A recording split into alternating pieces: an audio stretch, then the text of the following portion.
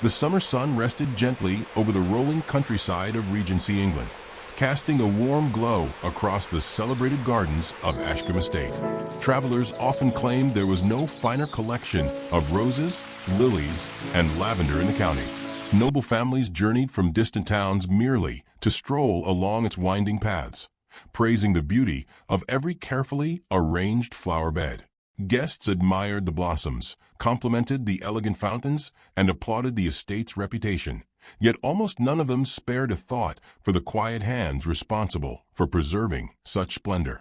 Every morning before dawn, an elderly woman entered the gardens carrying a woven basket, a pair of worn gloves, and a simple watering can polished smooth by years of use. Her gray dress was plain, her straw hat faded by countless seasons beneath the sun, and her boots bore the marks of honest labor. Most servants simply called her the flower gardener. Few even knew her name, and fewer still cared to ask. They hurried past with polished trays, folded linens, or baskets of fresh fruit, believing their own duties too important to notice an old woman tending flowers. The estate itself buzzed with endless activity.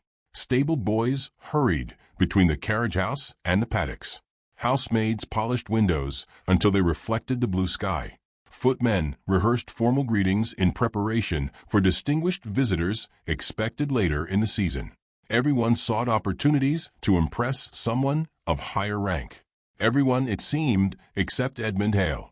Edmund was 26 years old and worked among the horses in the estate stables.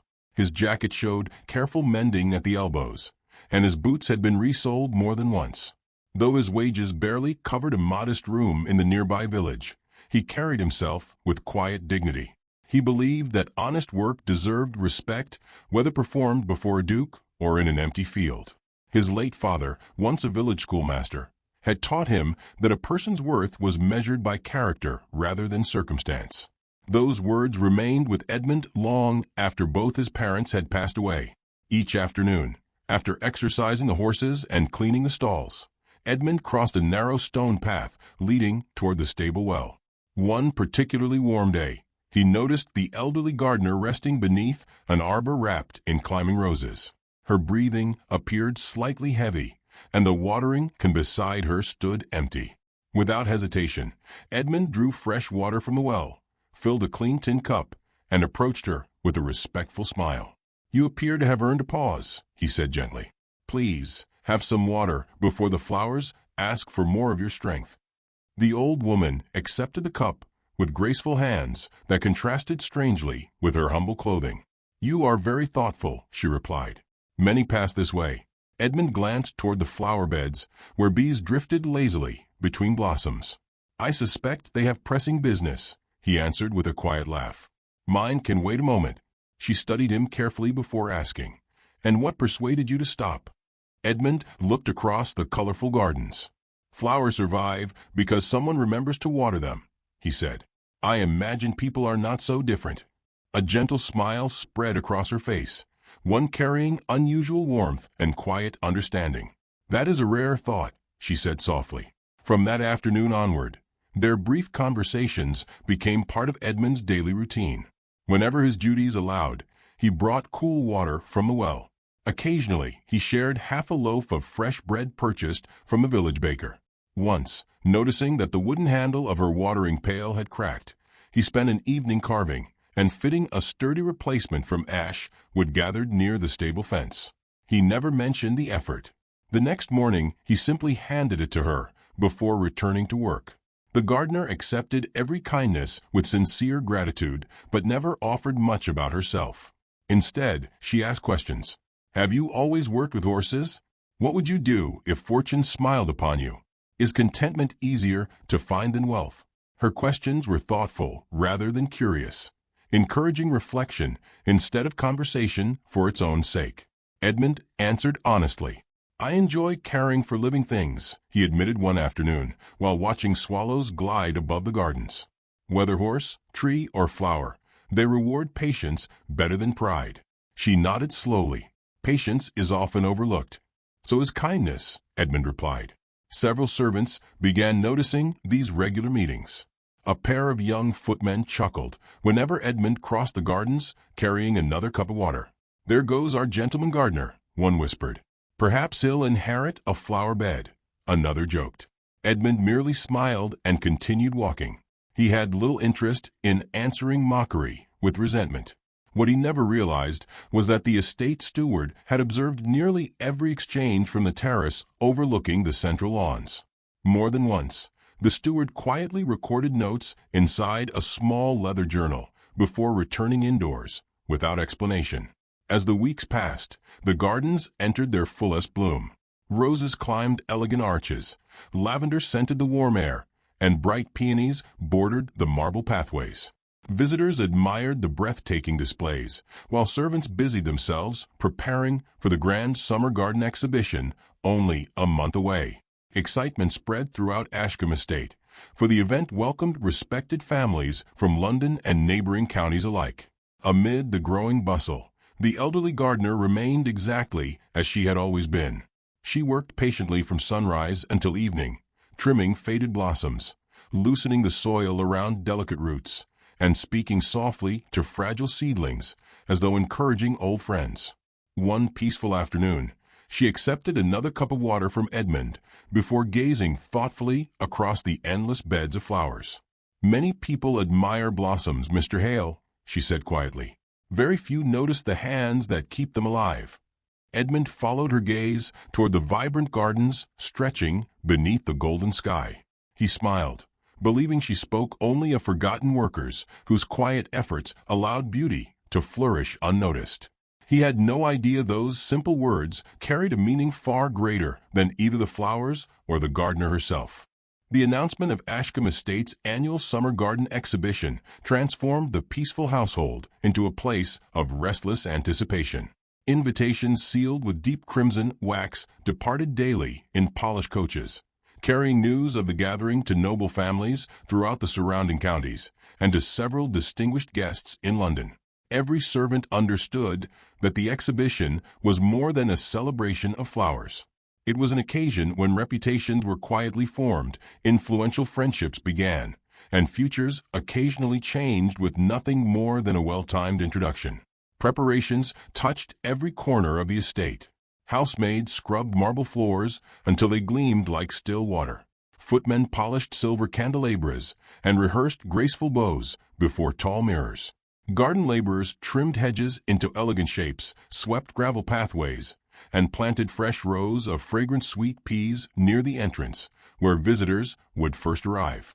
Stable hands groomed the carriage horses until their coats shone beneath the afternoon sunlight. Edmund performed his duties as faithfully as ever, rising before sunrise to feed the horses, clean the stalls, and inspect harnesses for signs of wear. Although the approaching exhibition increased everyone's workload, he never abandoned his brief visits to the elderly gardener. Each afternoon, he still carried fresh water from the stable well before returning to his responsibilities. One warm afternoon, he found her carefully tying climbing roses to a wooden trellis.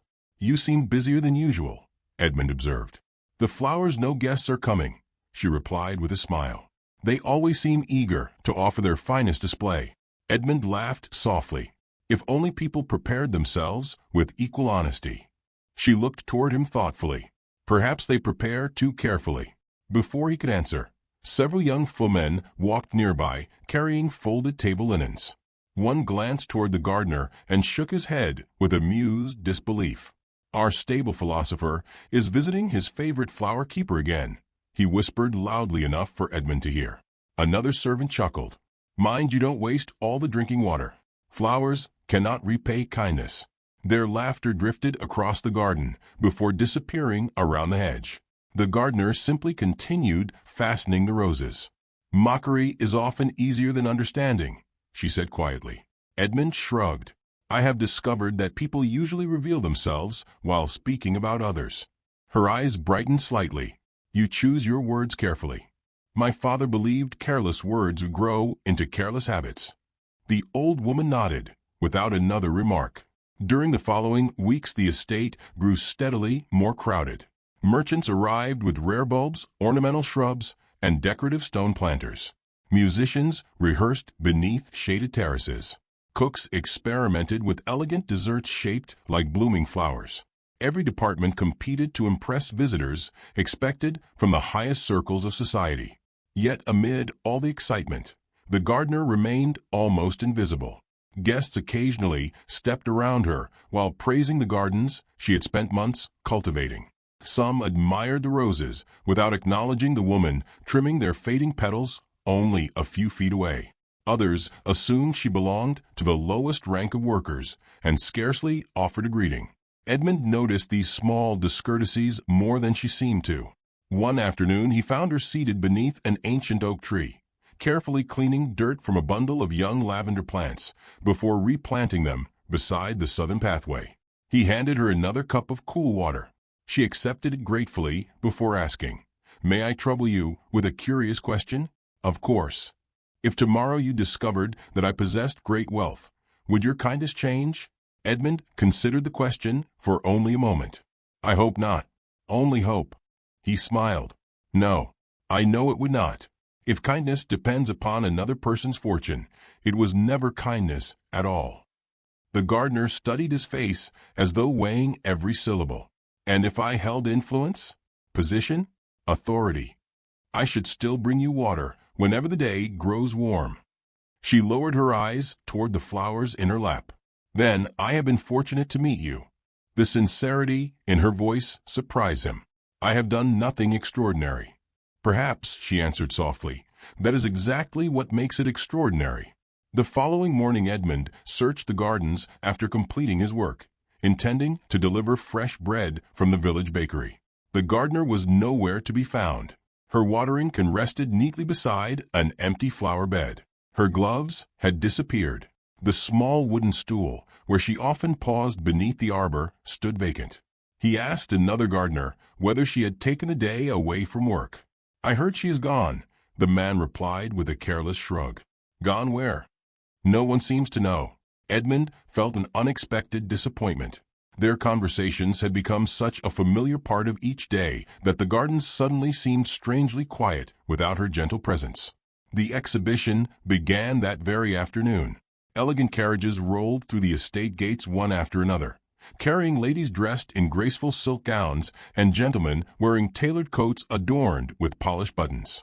Laughter filled the terraces as musicians welcomed arriving guests with cheerful melodies. Servants hurried across the lawns offering refreshments, while distinguished visitors admired the magnificent displays of roses, lilies, foxgloves, and climbing jasmine. Edmund remained near the stable entrance, assisting newly arrived coachmen.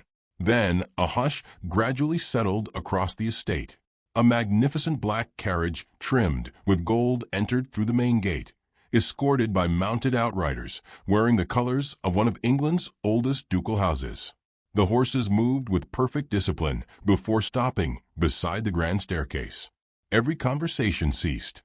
The estate steward stepped forward immediately. Footmen formed respectful lines. Even visiting nobles straightened their posture. The carriage door opened. A graceful lady descended wearing an elegant ivory gown embroidered with delicate silver vines. A finely tailored mantle rested upon her shoulders, and a tasteful sapphire brooch shimmered beneath the afternoon sun. Though transformed by noble attire, her calm eyes and gentle smile remained unmistakably familiar. Edmund stared in complete astonishment. The woman who had accepted countless cups of water beside the rose arbor stood before the assembled guests with quiet dignity. The steward bowed deeply before announcing in a clear voice that carried across the gardens, "Her Grace, Duchess Eleanor Ashcombe." Gasps echoed from every direction. Servants who had ignored the flower gardener lowered their heads in stunned silence. The footmen who had mocked Edmund looked at one another in disbelief. Edmund himself stood motionless, scarcely able to reconcile the humble gardener he had known with the noble Duchess, now greeting the assembled company. Then Duchess Eleanor slowly turned toward him. Their eyes met across the brilliant sea of flowers. She smiled with the same gentle warmth she had shown on the afternoon he first offered her a simple cup of water. Silence lingered across the gardens long after the steward finished the announcement. The cheerful music faded into the background as every pair of eyes remained fixed upon Duchess Eleanor Ashcombe. Only moments earlier, She had been known to nearly everyone as the quiet flower gardener who worked from dawn until dusk without complaint. Now she stood with effortless grace, acknowledging noble guests with the confidence of someone entirely accustomed to their admiration. Edmund lowered his eyes, uncertain whether he should approach or quietly disappear among the stable hands. Embarrassment briefly crossed his mind. Had he spoken too casually? Had he unknowingly failed to show proper respect? Before he could retreat, the Duchess addressed the gathering. "Please," she said gently, "let no one feel uneasy because the truth has arrived wearing finer clothing." A ripple of surprised smiles passed through the guests. She descended the final marble step and walked toward the central rose garden where everyone could hear her clearly. The estate steward stood beside her holding the familiar leather journal Edmund had often seen from a distance. It suddenly seemed far more important than he had ever imagined. "For many years," the Duchess began, "people have praised Ashcombe Estate for its flowers. They compliment the roses, admire the fountains, and speak kindly of the carefully arranged gardens. Yet beauty has never interested me as much as the hearts of those who care for it." Several servants exchanged uneasy glances. "My late father believed that titles reveal privilege," she continued, "but ordinary moments reveal character. Before he passed away, he entrusted this estate to my care and left me one unusual tradition. Every summer, before our exhibition, one member of this household would quietly lay aside rank and become invisible." The guests listened attentively. "This year," she said with a warm smile, "that invisible servant was myself." Gentle murmurs spread through the crowd. I wished to discover who greeted a gardener with the same courtesy they would offer a duchess. I wished to see whether kindness survived when admiration had no reward. She accepted the leather journal from the steward.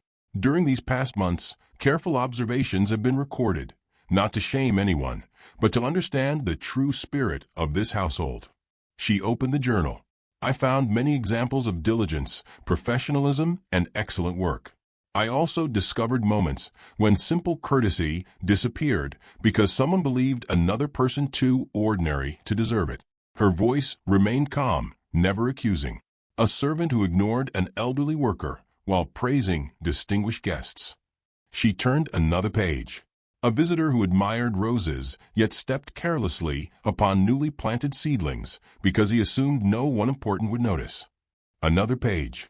"Several footmen whose manners depended entirely upon the clothing worn by the person before them." Those servants lowered their heads. The Duchess closed the journal gently. "I mention these things not to humiliate anyone. Every person may improve once they recognize the habits they have allowed to grow." The atmosphere softened. She looked toward Edmund. There was, however, one individual whose conduct never changed. Every face turned toward the young stable hand. Edmund immediately felt uncomfortable beneath the attention. The Duchess continued, "Mr. Edmund Hale never asked my name. He never questioned my station. He never imagined I possessed wealth or influence. Yet day after day, he offered water during warm afternoons, shared fresh bread without expectation, repaired a broken watering pail with his own hands, and treated me with genuine respect." Edmund quietly replied, "Your Grace, anyone would have done the same." A few knowing smiles appeared among the guests. The Duchess shook her head gently. "No, Mr. Hale." Her words were kind but unmistakably certain. "If anyone would have done the same, I would not have needed this experiment." The honesty of that statement settled deeply upon everyone present. She walked closer until only a few steps separated them. "When I asked whether your kindness would change if I possessed great wealth, your answer revealed something remarkable." Edmund remembered the conversation beneath the oak tree. The Duchess repeated his words for everyone to hear. If kindness depends upon another person's fortune, it was never kindness at all. The gathering remained completely silent. "There," she said softly, "is the lesson these gardens were meant to teach."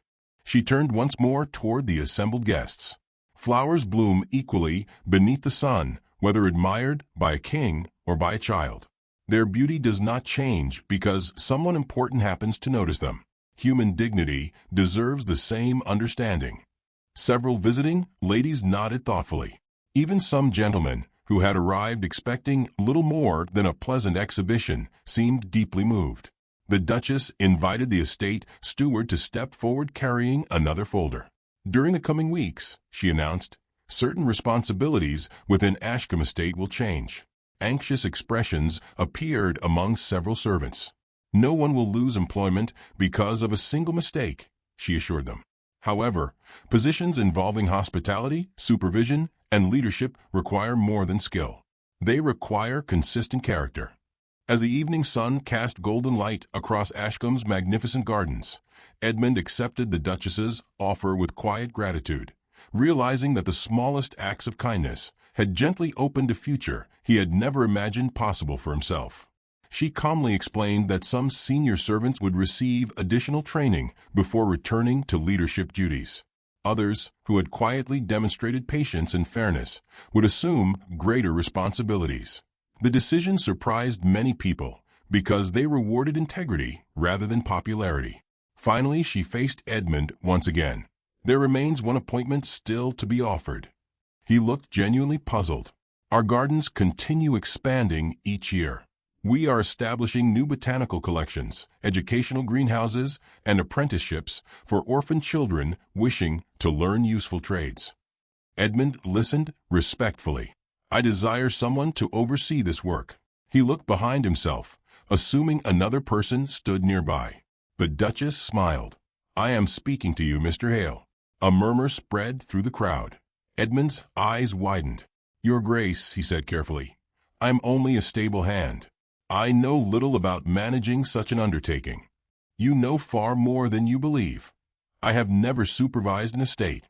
I can teach administration. I have never studied botany. I can provide excellent instructors." He hesitated. "I fear disappointing you." The Duchess regarded him with reassuring confidence. "Knowledge may be learned through patient study." She paused before adding the words that every listener would remember long afterward. "Character is cultivated through countless small choices, and yours has already taken deep root." Edmund felt humbled beyond speech. The applause that followed was not loud or theatrical. Instead, it grew gradually as noble guests, servants, gardeners, and laborers alike recognized the wisdom behind her decision. It was applause born not from spectacle, but from sincere agreement. Autumn arrived gently at Ashcombe Estate, painting the countryside with shades of amber, gold, and deep green. The excitement of the summer garden exhibition had faded into memory, but its lessons remained alive in every corner of the estate.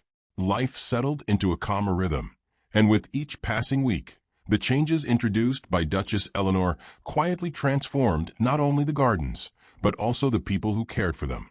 Edmund Hale accepted his new responsibilities with the same humility that had guided him as a stable hand. Although he now supervised the estate's botanical gardens and educational greenhouses, he refused to behave as though the promotion had elevated him above anyone else. Every morning he still arrived before sunrise, greeting gardeners, stable workers, and kitchen servants by name. He believed leadership began with listening rather than giving orders. His first decision surprised many. Instead of replacing the old wooden bench beneath the climbing roses, he repaired it carefully and left it exactly where it had always stood. The gardeners wondered why such a worn bench deserved attention. Edmund simply smiled. Some places become valuable because of the conversations they have witnessed. The Duchess understood immediately. Within weeks, the new apprenticeship program welcomed its first students.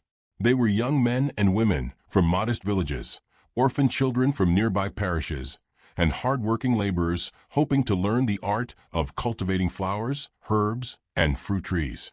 Rather than charging tuition, Ashcombe Estate provided instruction, meals, and simple lodging. In return, the apprentices worked alongside experienced gardeners, while learning skills that could support them for the rest of their lives. The greenhouses soon filled with hopeful voices. One apprentice carefully studied medicinal herbs. Another discovered remarkable talent for growing rare orchids. A quiet young woman became fascinated by preserving seeds so future harvests would flourish even after difficult seasons. The Duchess often visited without ceremony. She wore elegant gowns befitting her position, yet she always carried a small pair of gardening gloves tucked inside her basket. Before long, visitors grew accustomed to seeing the Duchess kneeling beside apprentices, showing them how to protect delicate roots or prune climbing roses without harming future blossoms. Many found it impossible to reconcile such humility with her noble title.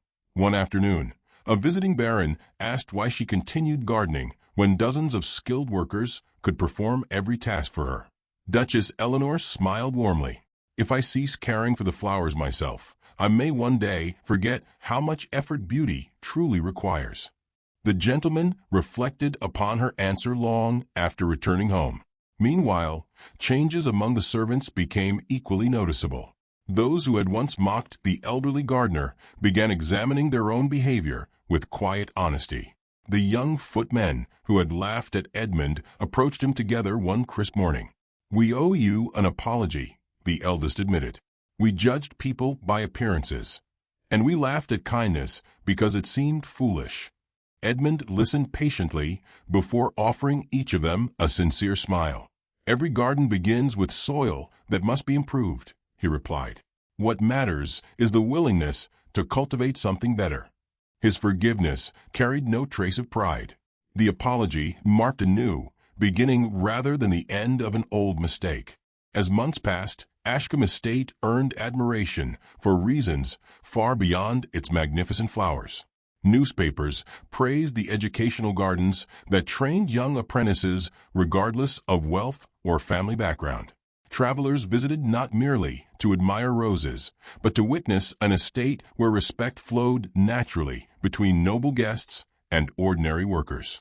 Nearby landowners began adopting similar apprenticeship programs after hearing of Ashcombe's success, believing that beautiful estates should also strengthen surrounding communities. The Duchess welcomed every improvement with quiet satisfaction. One bright spring morning, nearly a year after the exhibition, Ashcombe prepared to celebrate the opening of a newly completed public rose garden. Unlike the private collections reserved for distinguished visitors, this garden welcomed everyone. Families from neighboring villages wandered its winding paths. Children laughed beside graceful fountains. Elderly couples rested beneath flowering arches, while listening to birdsong carried upon the gentle breeze. The ceremony itself reflected the values that had reshaped the estate. There were no extravagant displays of wealth. Instead, apprentices presented bouquets they had grown with their own hands. Gardeners stood beside noble guests without distinction. Stable workers, cooks, maids, and visitors gathered together beneath the same spring sunshine. When the time came to speak, Duchess Eleanor stepped onto a small stone platform overlooking the roses. "My father once told me," she began, "that a beautiful estate is remembered for its flowers." She paused, allowing her gaze to travel across the gathering. "Experience has taught me something even greater." The audience listened attentively. A truly great estate is remembered for the kindness shown within its gates. Gentle applause followed. She continued, "Flowers eventually fade with every season. Buildings weather through time. Even the grandest titles pass from one generation to another.